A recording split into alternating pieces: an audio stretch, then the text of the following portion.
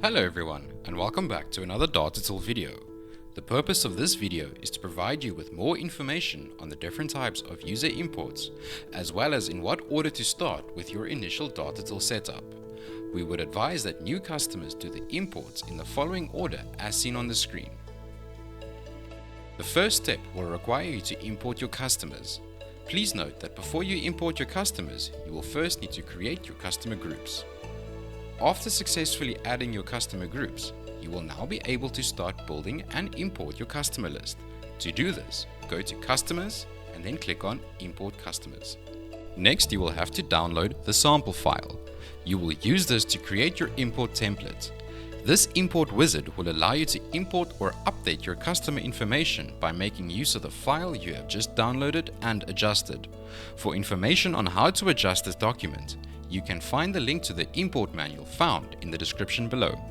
The next step would be to validate your import template. To do so, start by clicking on the buttons indicated on the screen.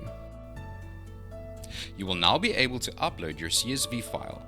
After uploading your file, click on the Show Contents button and then on the Validate File button. This will allow for the data on the file to be validated and in return show you any data which could be obscured. If any of the data is obscured, then you will most likely have to change the field delimiter. Before continuing to step 3, it is important that you ensure that there are no invalid rows in your file.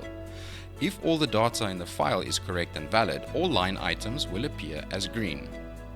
Once completed, you can move on to the next step by clicking on the Next button. In the final step, you can either delete or insert the rows. If the information on your screen reflects correctly, then you can choose the appropriate option. For any further information on DataTill imports, please refer to the manual found in the link below. Thank you for watching and see you in the next one.